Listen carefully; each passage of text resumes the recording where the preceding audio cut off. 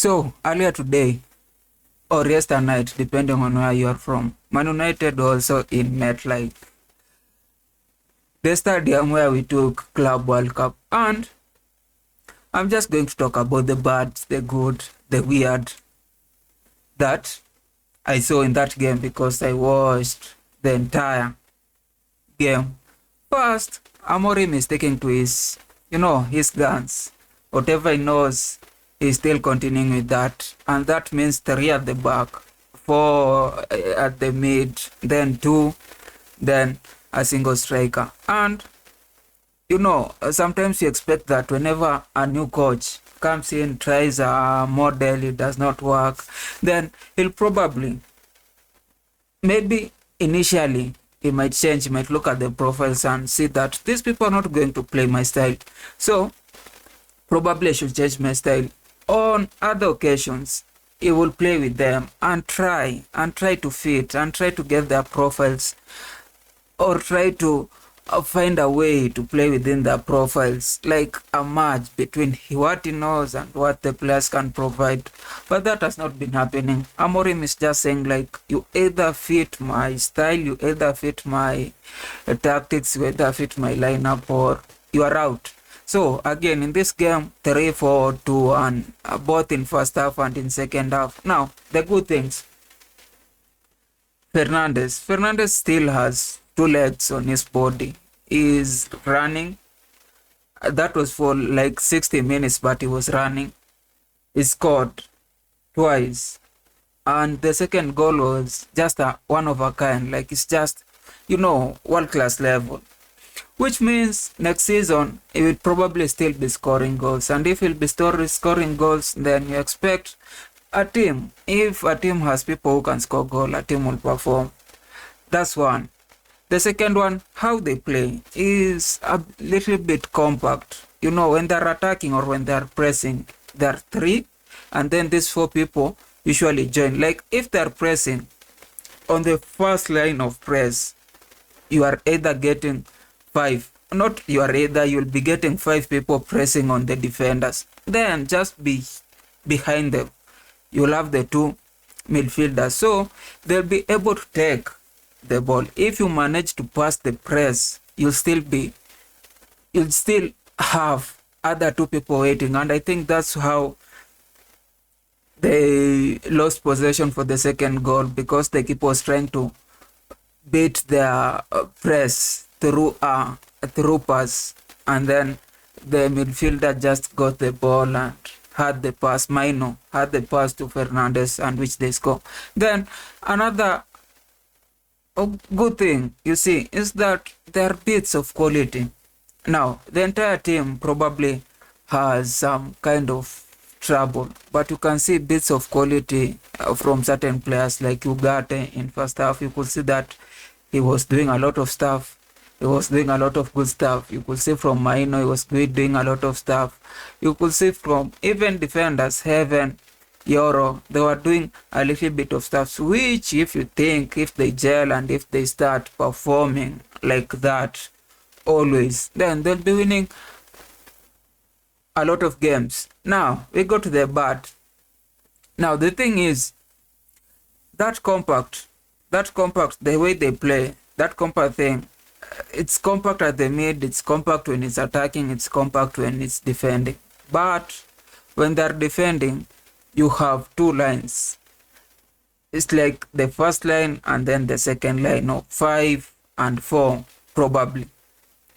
But the worst thing about it is that they're playing on spaces. Like, every person is manning his space, and when they're manning his space, you can see that the motion is not there. Like, a player will not move like from right back to go and defend another player. Like, they will always be moving as a unit, and that means that there are spaces between them, which if you get a good team that has passes, quick passes, like dribbles and just feints, like, you can go from the half of the field to the keeper in just 6 passes.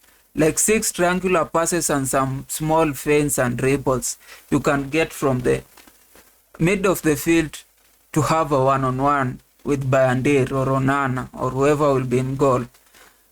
That is dangerous because, that was West Ham. But if you're getting a team like Man City, if you're getting a team like Arsenal, if you're getting a team like Liverpool, they will be able to go through you. They will be able to score. Now, the second bad thing is that as much as Højlund was really working hard, was running to the wings, was running everywhere, was trying to put pressure on the defenders, he just doesn't have a scoring foot. Like he's a Delap, he's a Gyökeres who doesn't have like a goal vision. And this is the thing with top level football, that is not just about hitting the ball hard, because the keepers are able to put their body at any place, they're able to face any shot, they're able to like kill themselves on that goal. So if you're just shooting, if you're just using power every now and then, every time, without quality, without precision, then there's a chance that all your shots will be saved. If they are not being blocked by the defenders, then the keeper will be there to save the shots. And that makes it harder for a striker who's just running and shooting to score. And that's why I think Man United still need a striker if they have to compete. Now, the other thing is that because Amorim is sticking to his balls, is sticking to his guns, it means that he might lack certain profiles. Like for instance, right now I don't think he has a dependable right wing back. I have supported teams that have played with 3 at the back. Like we won the league with 3 at the back, 4 in midfield. And we won Champions League with 3 at the back. So, to some extent, I've seen a lot of teams playing with 3 at the back. And I've seen like every week, especially in 2020, 2021, I saw every week of every game playing 3 at the back. And I know that for that system to really work, especially with quality teams, you need to have a right wing back and a left wing back that does everything. Like he's able to defend and is able to attack.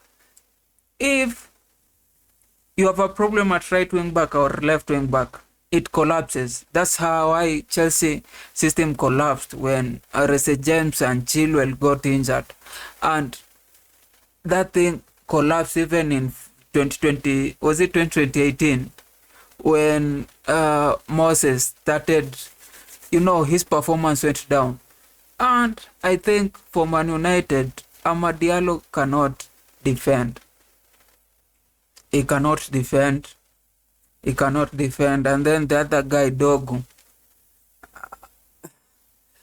he's doing a lot, but I don't think he has the physicality to put 90 minutes of running up and down. So if they're not going to get a good right wing back, or if they're not going to find a person to play in left center back, to have Mazrui play in Amad Diallo, which means that certain players will have, if Mazrui is playing there, and then it means that if Mbeumo and Kuna will also be playing, then somebody like Amad Diallo will not be playing.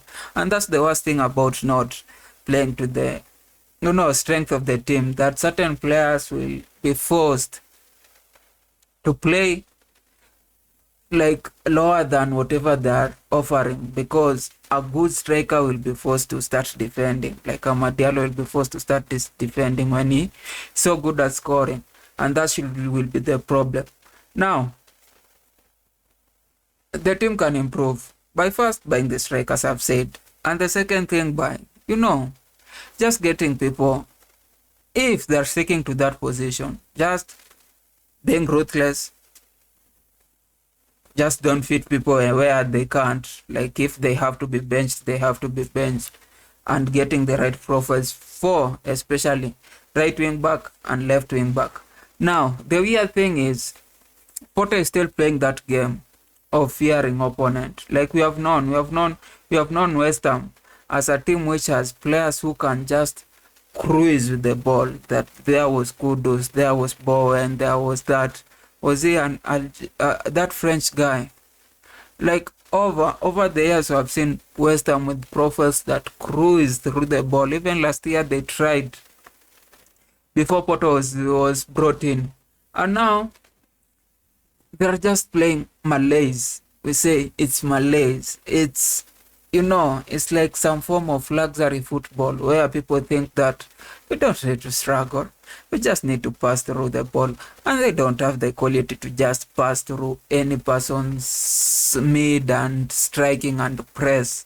So they'll be caught. And they're not playing as a mid-table team. They're not even a mid-table team. They're not playing as a team that has no enough quality. They're playing as if they're Man City, which means they're going to lose a lot of games. They remind me of Leeds when that coach was there. Who's this coach?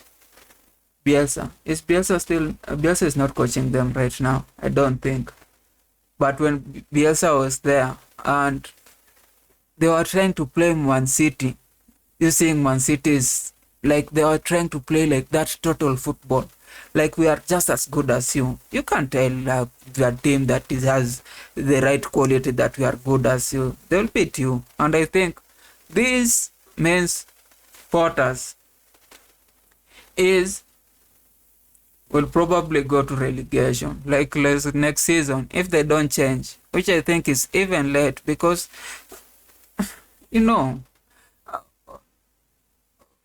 all these players, Susek, Bowen, they're not playing the way they should. So West Ham is a contention. It's a contention for relegation battle next season. Anyway, that's from me today. Good day.